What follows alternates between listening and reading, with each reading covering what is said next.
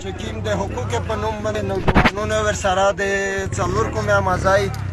کوم احتجاجي درنه وه په درنه باندې فوجیونه یرغل وکړ د یرغل په عمل کې میږ څلور شهیدون ورکړل 15 شپږ زخمیون هدي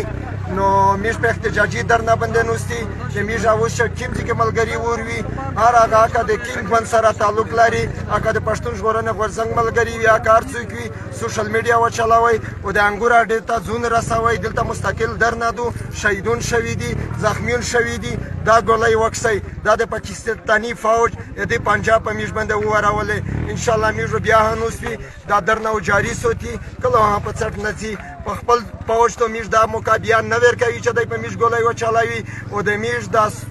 اوز دا میږ نن چې کوم زخمی شهیدون شوي دي دا د هر زوی ته ورسي او د پی ټي ایم ملګري دی سپیشل په سوشل میډیا باندې دی دا شی شیر کو مننه